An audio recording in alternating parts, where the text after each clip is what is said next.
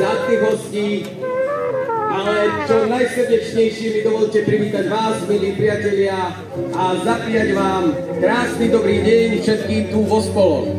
Prajem vám krásny, štítnický, slnečný, dobový deň na 7. ročníku Štítnických hradných hier 2024. Tu v tomto prekrásnom areáli vodného hradu, obývaného už v 15. storočí slávnym rodom Bebekovcov.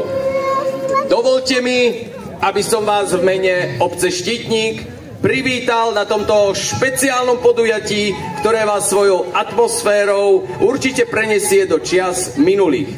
Ešte predtým, než sa pán starosta prihovorí, odštartujeme to slávnostnou fanfárou.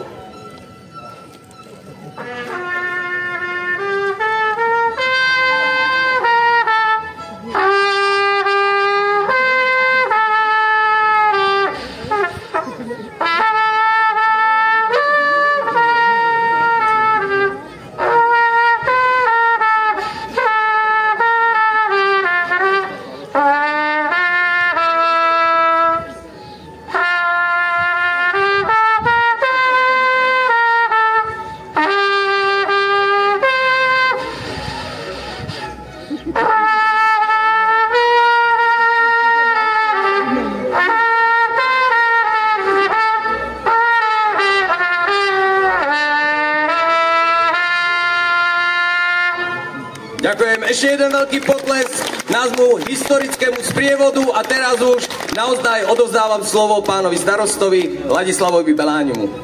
Chvíľu tu po mojej pravej strane v Dvore zázrakov pre tých najmenších rozprávková agentúra Dvor zázrakov prinesie tradičné marionetové divadlo, ktoré hráva rozprávky tých najväčších rozprávkárov, a to pani spisovateľky Boženy Nemcovej, a dnes si dokonca budete môcť pozrieť na vlastné oči dve krásne rozprávky pána Dobšinského, rozprávkára nášho slovenského najrozprávkovatejšieho. O malú chvíľu to bude rozprávka o múdrej princeznej a neskôr o 13:30 rozprávka 3 groše. O 12:00 keď kráľ videl, aký tu na chvíľu prišiel pýtať o ruku jeho dcery, neváhal ani sekundu a okamžite ju dal. Ženou, veď mojimi milovanými deťmi, veď uznaj sám, čo to je pre teba, pre nesmrteľného. Andrej, iného by som chytil za pačasy, zobral na plecia a šup s ním do temnice. Nemusím uznať, že ako sa porozhliadnem, tak sa porozhliadnem. Tie dary, ktoré si dostal, si nielen, že nerozhajdákal, ale si ich ešte aj poriadne zúročil. Robí to z teba poriadného chlapa. Tak teda dobre, dám ti ešte 3 dní.